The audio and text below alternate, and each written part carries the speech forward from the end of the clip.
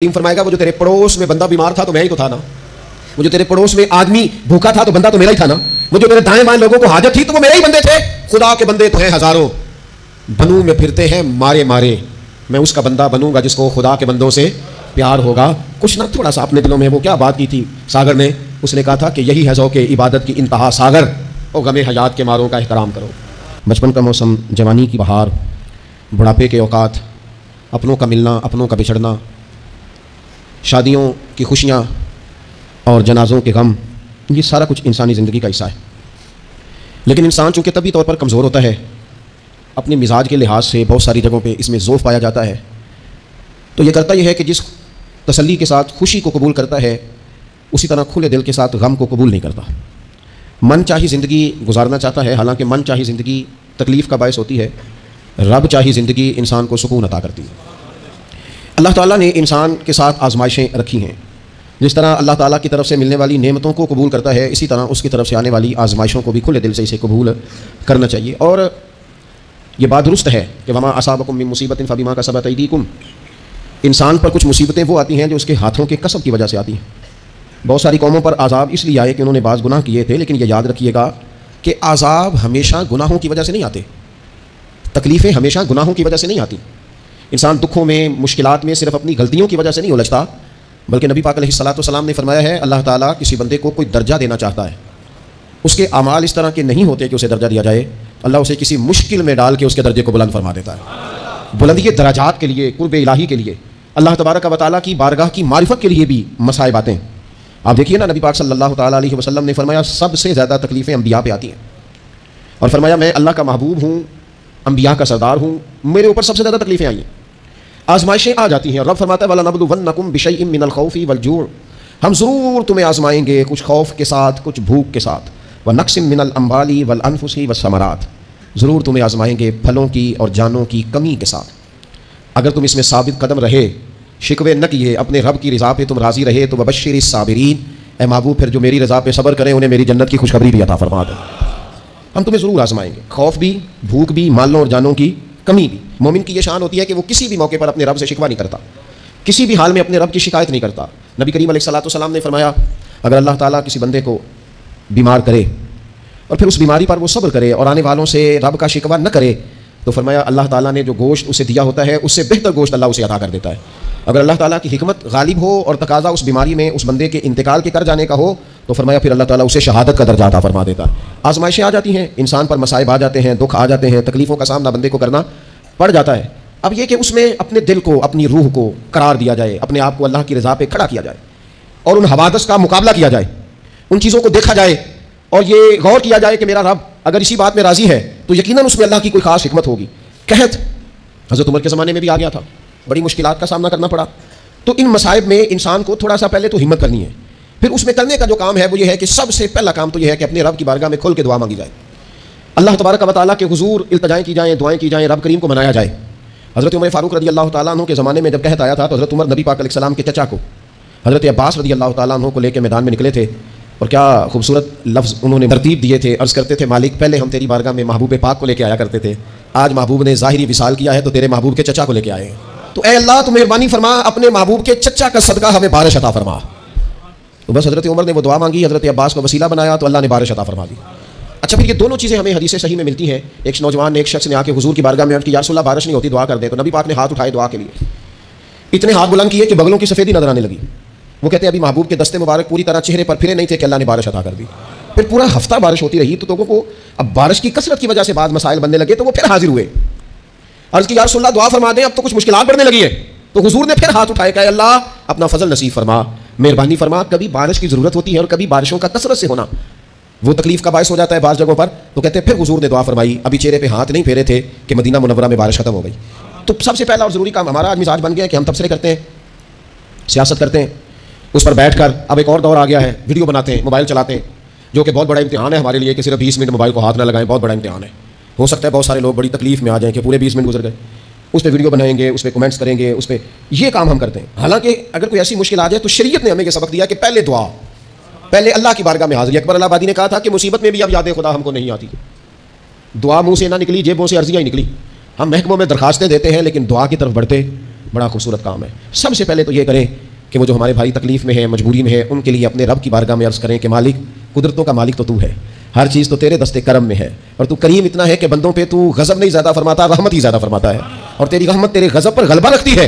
इसलिए मालिक तू करम फरमा, और ये जो लोग हैं तो इन्हें अपने फजल से ही आसानी अता फरमा ताकि इस मुश्किल से निकल आए।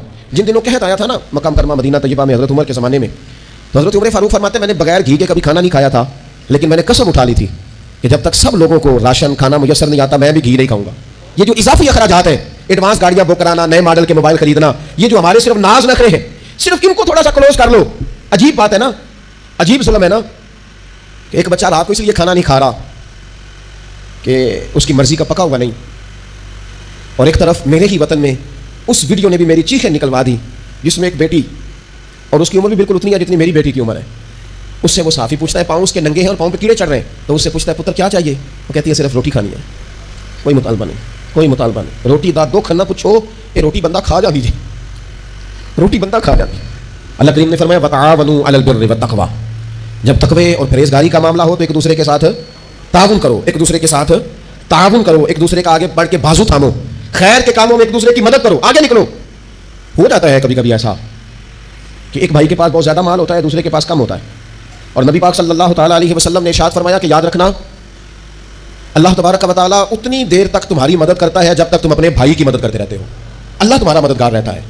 और ये जो मुसलमान होते हैं, मोमिन, कलमा पढ़ने वाले, इनके बारे में मेरे नबी पाक अलैहिस्सलाम ने फरमाया कि ये एक जिस्म की मानिंद है, एक जिस्म की तरह है। मोमिन एक जिस्म की तरह है, जिस तरह ये पूरा जिस्म होता है। और हुजूर ने मिसाल दे के बाद समझाई, फरमाया जिस्म का एक हिस्सा तकलीफ में हो ना तो सारा जिस्म उसका कर्ब महसूस करता है, यानी दर्द सिर्फ दांत में है लेकिन रोटी खाने को दिल नहीं करता, किसी से बात करने को दिल नहीं करता, उठ के बाहर जाने को तबीयत नहीं चाहती, पूरा वजूद उसका कर्ब, उसकी तकलीफ महसूस करता है। फरमाया जिस तरह एक जिस्म के एक हिस्से को तकलीफ हो, आप मुझे बताइए ना, आपके दांत में तकलीफ है तो क्या कभी आपके दिमाग ने कहा कि डॉक्टर के पास नहीं जाना? पैरों ने कहा मैंने नहीं चल के जाना, ये तो मसला सिर्फ और सिर्फ दांत का है, दांत जाने उसका काम जाने? ऐसा होता नहीं। दांत में तकलीफ होती है तो ज़हन मनसूबाबंदी करता है, वो कहता है यार ये पता करो दांत का डॉक्टर कहाँ बैठता है, फिर आपकी जुबान हिलती है, मालूमात करती है, फिर आपके पैर चल के वहां जाते, और फिर आप अपने दिल से माफी ज़मीर वहां बयान करते, फिर आप अपना कमाया हुआ सरमाया खर्च करते हैं। भाई एक दांत को तकलीफ है तो रहने दो, सारे जिस्म को काम में क्यों लगाया है? तो माना यह है कि जब जिस्म का एक हिस्सा तकलीफ में हो बाकी सारे सपोर्ट करते हैं ताकि वो ठीक हो जाए। हुजूर ने फरमाया मेरे सारे मोमिन एक जिस्म की तरह, सारे मक्के से हिजरत करके मदीने आए, घर बार पीछे रह गए, जायदादें पीछे रह गई, कारोबार पीछे रह गए। हुजूर ने फरमाया तुम भाई हो, लेकिन वो सहाबा थे ना, उन्होंने भाई भाई अपने आप को सिर्फ तकरीरों में नहीं समझा था, उन्होंने अपने आप को भाई भाई सिर्फ महफिलों के नारों में नहीं समझा था, उन्होंने अपने आप को भाई भाई सिर्फ अदीब शायर की शायरी में नहीं समझा था, वो मन से उनकी आवाजें आती थी हम सचमुच के भाई हैं, उन्होंने तय कर लिया था कि हम भाई हैं। लिहाजा जब हुजूर ने कहा ना तुम्हारे भाई वहां से हिजरत करके आए हैं तो इनकी मदद करो, तो फिर उन्होंने सही वाला भाई समझा, धागा रख के अपना घर तकसीम करके आधा अपने भाई को दिया, कारोबार बांट के अपने भाई को दिया, जिसके पास 4 ऊंट थे उसने 2 अपने भाई को दे दिए, चलते कारोबारों में भाइयों को शरीक बना लिया। उन्होंने उन्हें इस तरह करके रखा कि फिर वो जो मुहाजिर थे वो मुहाजिर रहे ही नहीं, उन्हें यूं लगा कि हम तो एक घर से अपने दूसरे घर में शिफ्ट हुए, उन्हें किसी जगह भी कोई तकलीफ नहीं आई। लेकिन अमीर आदमी गरीब को भाई समझने को तैयार होता नहीं, तगड़ा बंदा छोटे के करीब जाने के लिए राजी होता नहीं। जब तक वो खास ज़हन न बने जो ज़हन हमें रसूल पाक सल्लल्लाहु अलैहि वसल्लम ने अता किया, उतनी देर तक इंसान उस मकाम तक पहुंच नहीं सकता जहां वो अपने भाई के लिए खैर का मामला करे।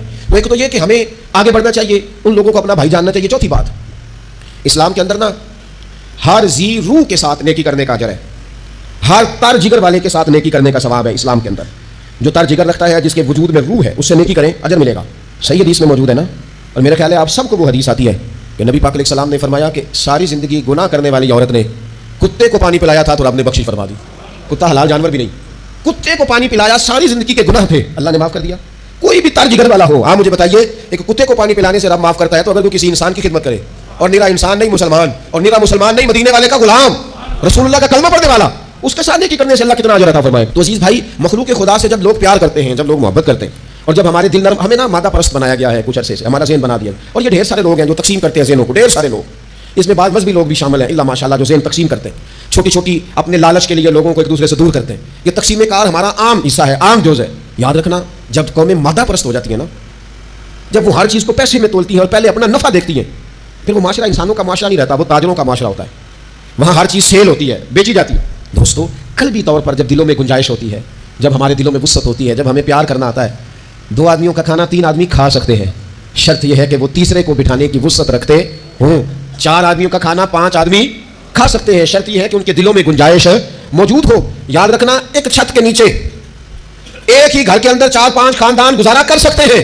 शर्त यह है कि उनके दिलों में गुंजाइश मौजूद हो, शर्त यह है कि वो कल्बी कैफियत वही रख। लेकिन हमें ना कुछ मस्त सा कर दिया गया है अपनी अपनी दुनियादारी में, कुछ महव से हैं, कुछ इस तरह का माहौल बना दिया गया, मुझे क्या लेने दें, क्या लेने दें मुझे। मजहबी लोग भी इतने इतने लाख की महफिल नात, इतने इतने लाख का उर्स, इतने इतने लाख की फलानी शह। और खुदा के बंदो कुछ देर के लिए छोड़ लो, कुछ देर के लिए मेहरबानी कर लो और देखो तो सही ज़रूरत किस चीज़ की ज़्यादा है। चलो कोई तो गुंजाइश पैदा करो ज़िंदगी में, कहीं किसी एक चीज़ को रोक लो। मुस्तहब का वाजिब का फ़र्क ही नहीं समझते। इकबाल कहने लगे ये किसी शौक ने लिख दिया ये जुमला मेहराब मस्जिद पर कि ये नादां गिर पड़े सजदे में जब वक्त क़याम आया। वक्त तो क़याम का था, तुम सजदों में हो, उठने का टाइम था, लोगों की मदद करने का वक्त था, और तुम अभी भी अपने खतमात शरीफ में उलझे हुए हो। कोल 10वां चेलम मुस्तहब है, 2 आदमी बैठ के खत्म दिला ले हो जाता है। ये बाकी का लाखों रुपए का माल उन जगहों पे पहुंचाया जाए जहां जरूरत है। महफिल नात आपके मोहल्ले का नौजवान भी नात पढ़ सकता है, मकामी खतीब को भी तकरीर आती है, हर जुमे करता है, और बड़े काम है करने वाले। लेकिन वो बस ठीक है, हम जहां लग गए वहां से हिलने को तैयार ही नहीं। एक मखसूस सा मिजाज बना लिया, उससे बाहर आना नहीं चाहते, पसंद ही नहीं करते। तो अपनी जिंदगी के अंदर वुसअत पैदा करें, अपने दिल में वुसअत पैदा करें। याद रखें, जब बंदा किसी के बच्चों का सोचता है तो अल्लाह उसके बच्चों पर फजल फरमाता है। जब इंसान किसी का घाड़ा बात करता है, रब इसका घाड़ा बात करता है। हज़रत अबू बकर सिद्दीक फरमाया करते थे, तू अल्लाह के दीन की खिदमत में लग जा, तेरा जाती कोई काम रब रुकने नहीं देगा। वो सारे तेरे काम होते रहे। हम क्या समझते हैं कि तगड़ी तकरीरों से लोगों को करीब कर लेंगे, हम क्या समझते हैं कि बड़े बड़े पोस्टर लगाएंगे महफिलों के तो लोगों को, हम क्या समझते हैं हिसाब सिर्फ नमाजों का होना है, हम क्या समझते हैं कि हिसाब सिर्फ हमसे सजदों के बारे में पूछा जाएगा। ये भी सवाल होगा, ये भी सही बुखारी मुस्लिम में मौजूद है, सही हदीस में मौजूद है कि रब फरमाएगा, ओ बंदे मैं भूखा था तूने मुझे रोटी नहीं खिलाई, मैं प्यासा था तूने पानी नहीं पिलाया, कपड़ों की हाजत थी तू लेके नहीं आया, मैं बीमार था तूने तीमारदारी नहीं करी। मालिक तू खाने से पाक, पीने से पाक, पहनने से पाक, बीमारी से पाक। रब करीम फरमाएगा, वो जो तेरे पड़ोस में बंदा बीमार था तो मैं ही तो था ना, वो जो तेरे पड़ोस में आदमी भूखा था तो बंदा तो मेरा ही था ना, वो जो तेरे दाएं बाएं लोगों को हाजत थी तो वो मेरे ही बंदे थे। खुदा के बंदे तो हैं हजारों, बनू में फिरते हैं मारे मारे, मैं उसका बंदा बनूंगा जिसको खुदा के बंदों से प्यार होगा। कुछ ना थोड़ा सा अपने दिलों में वो क्या बात की थी सागर ने, उसने कहा था कि यही है ज़ौक़ इबादत की इंतहा सागर, और गमे हयात के मारों का एहतराम करो। ये जो गमे हयात के मारे हैं इनका एहतराम करो। एक 100 घर था मदीना शरीफ में, इमाम अबू नईम ने इसको लिखा है। हमारे यहाँ भी लोग इफ्तारी कराते हैं, सियासी इफ्तारी रमज़ान में, सियासी इफ्तारियाँ जिनसे हमें काम नहीं पड़ता, जिनसे हमें कल को काम निकलवाना होता है उनकी रोटी पकाई जाती है। सियासी वलीमे, सियासी दावतें, सियासी लोगों के इज्तिमात, VIPs के लंगर, ये हमारा कल्चर बन गया, ये हमारा मिजाज बन गया। और नबी पाक अलैहिस्सलाम ने फरमाया, लानत उस दावत पर जिसमें अमीरों को बुलाया जाए और गरीबों को नज़रअंदाज किया जाए, वो तो मलून दावत है। 100 घर पूरा था मदीना मुनव्वरा में, जिसमें 3 वक्त का खाना, बच्चों के कपड़े, अगर कोई बीमार हो जाता तो दवाइयाँ, और दे कौन जाता है अल्लाह बेहतर जानता है। एक नकाब पोश आता था, दरवाजे पे दे जाता था, नाम पूछते थे तो नाराज़ हो जाता था।